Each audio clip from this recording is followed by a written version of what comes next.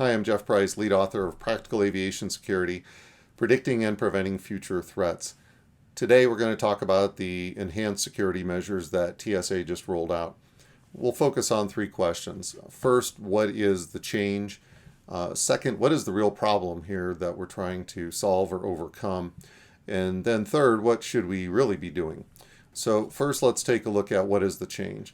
For a long time, passengers have had to remove their laptops from the bag so that the screener can get a better look, both at the laptop and at the bag without the laptop in it that could obscure something.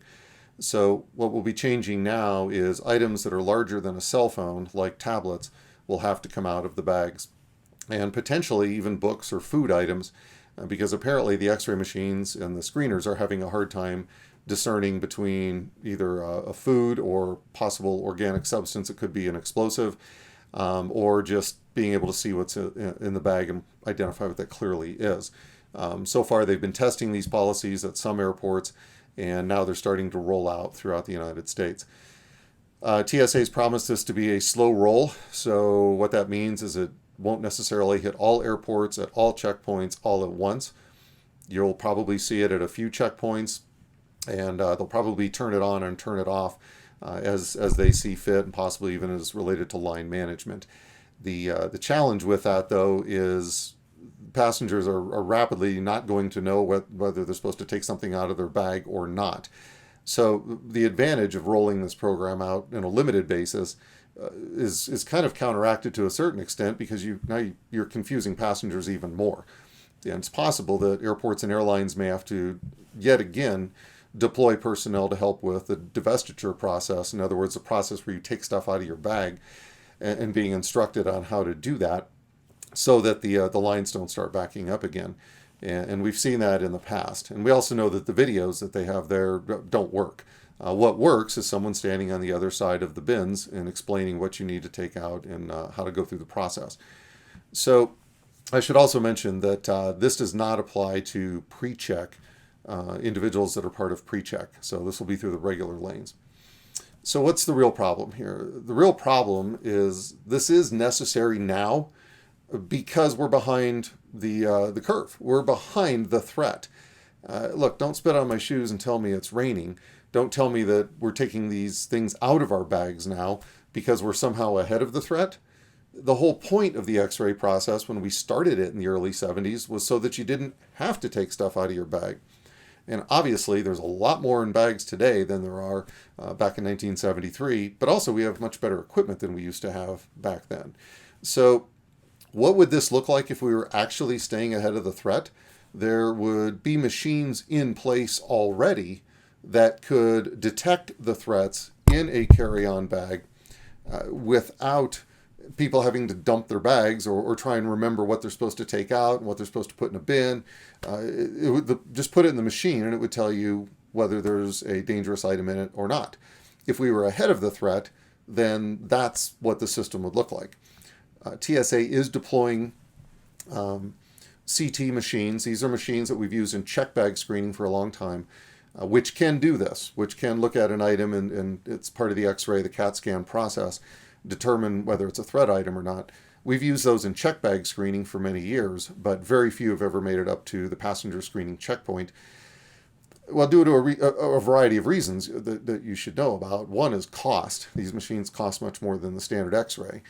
Two is they typically take up more space, more floor print, and also take more power. So it's not as simple as just buying a bunch of these and putting them up there, but frankly, we should have been doing it 10 years ago if we really wanted to be ahead of this threat.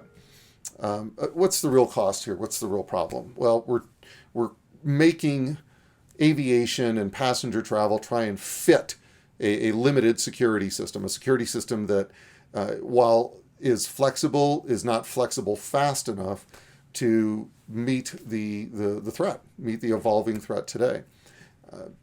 The whole point, the real problem is this: the greatest cost of terrorism is often the public's response to the attack. Let me just point you to one study that was performed by 3 Cornell University professors. This was cited in Amanda Ripley's great book, The Unthinkable: Who Survives Disaster and Why. So the 9/11 attacks initially caused about a 17% drop in air travel. while it caused a 5% increase in driving throughout the United States. This resulted, according to the study, in an estimated 2,300 more fatal car accidents in the 2 years after 9/11. If we take this at face value and we assume the study is solid, that means the terrorists killed nearly 3,000 people in one day. Then they indirectly potentially caused the deaths of an additional 2,300 that may still be alive to this day had they not made the decision to not fly, or had they made the decision not to fly and then get in a car with a perception that they were safer in a car than they were on an airplane. So that's just one example of why we need to continue to make security that fits how aviation works rather than making aviation shoehorn into a rather limited security process. So what should we be doing? First, what we're doing right now is a necessity. It's an unfortunate necessity. We have to start taking things out of the bags because clearly the x-ray machines are not capable of doing what they're supposed to do, is providing a relatively clear image to help an individual operator or screener identify threat items.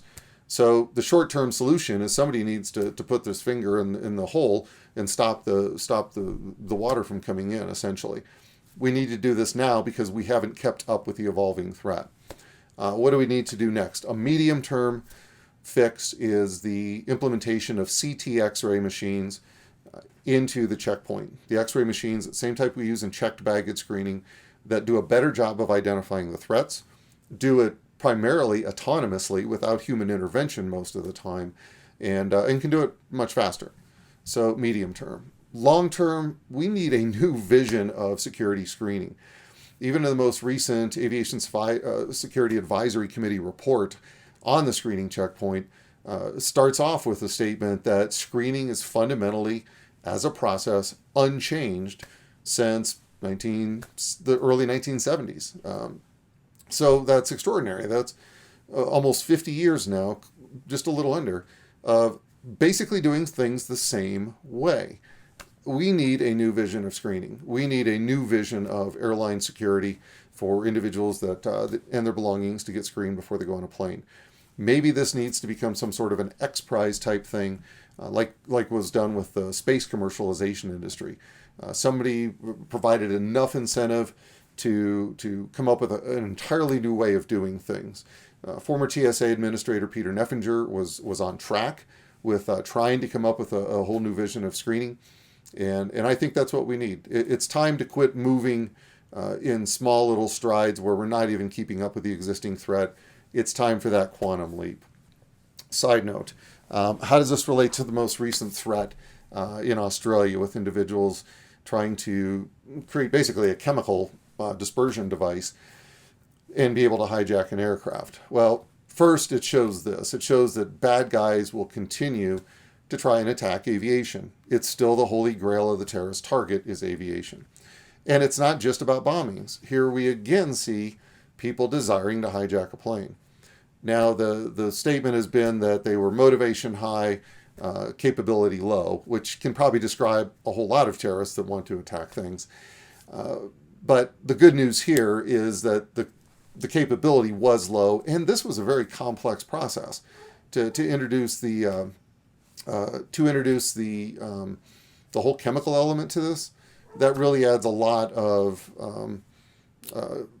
complexity to the process, to the attack. And the more complexity you add to the process, the greater the chance you have of the process failing.